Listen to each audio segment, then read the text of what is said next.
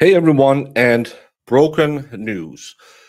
Raull Valle, the case we covered last week with the young man who got into a fight at a teen party.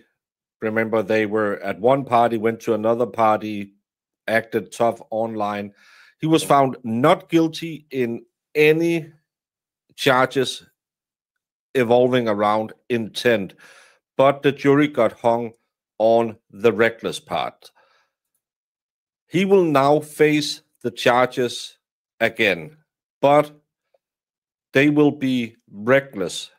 So they will now try and convict him of the same crimes, but instead of claiming he had intent to unalive or to hurt people, the new charges will be that it happened because he acted reckless.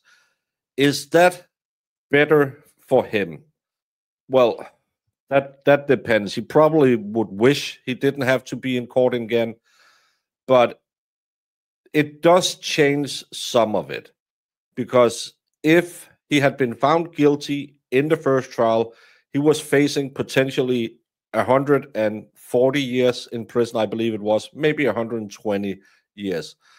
But because the jury was unanimous, there was no intentional unaliving or first-degree assault, they can't use that against him again.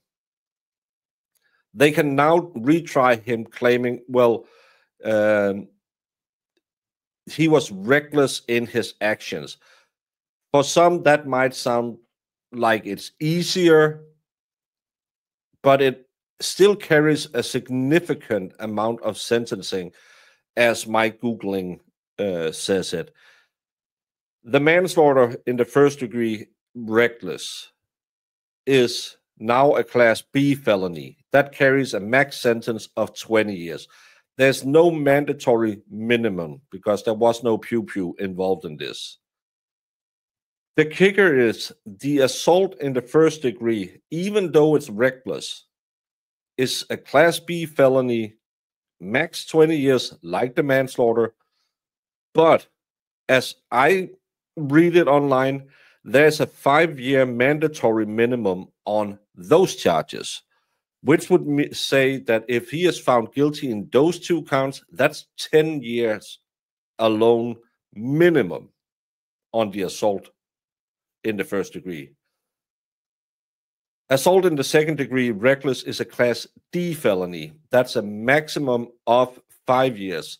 There's no mandatory on that one unless there was a weapon used. It doesn't have to be a pew-pew, as I can Google around to it. So if they give him the max, which I would have a hard time believing, considering both sides and all the weird stuff that went on about the two fights and both sides engaging in the fight to begin with, but it is a potential for 45 years in prison. Remember, he was offered a plea deal for 40 years, where he had a potential of 140 years, I believe it was, combined. Maybe it's 120. So will they give him a new plea deal, or will they go to court with this? Strategically, it's maybe easier for the prosecution to prove, saying, well, he should have known bringing a stabulator and just waving it around wildly could potentially hurt people. I think that's easier to argue. We also know that there was injuries. So, and it's no secret, I would think that manslaughter, at least manslaughter reckless, was appropriate in the first case. I thought he was overcharged, and charging them as an adult, even though it is mandatory, you have to do it because of the way the rules are. Do the crime, then you have to do the time for being a grown-up. But it's maybe also easier for the jury to convict him of that, because reckless, it sounds softer. It's like, yeah, he was an idiot, but he should have known. That's easier than saying, well, he went up and he had intent to do it. So I think this might land him in some trouble. Again, what do I know? I am a baker from Denmark, but I think recklessness is easier to get a conviction on. That's kind of like the OUI in the Karen Read case. Let's give the jury something easy to land on.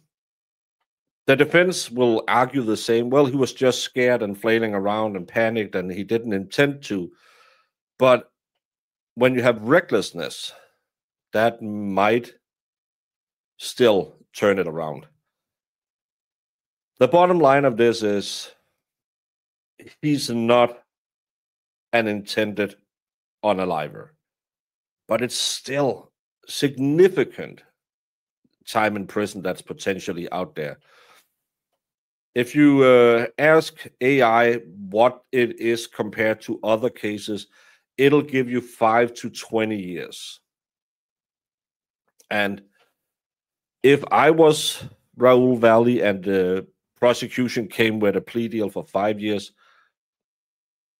I would probably take that, because the recklessness makes it easier to convict, in my opinion. I don't know what they're gonna do. I just was informed about this. This is fresh off the press. It came out yesterday that they have charged him again. We knew that the prosecution stated already before the jury came back and gave their verdict that they would be retrying him on the reckless parts. They've taken a week, thought about it, and is filing the same charges, just without intent. I don't know if a self-defense plea will help when it's reckless, because I personally would have found him guilty in manslaughter reckless, because I have a big problem that the guy he goes back to save is out of the crowd. I know a lot of you thinks it was A-okay because they were ganging up on him. That's the beauty of opinions. We are all allowed to have one. I hope they give him a reasonable plea deal, because I could see him go away for a long time if he's convicted. And I think when they have taken it down to recklessness, it's way easier to prove. The jury said we never talked about the self-defense.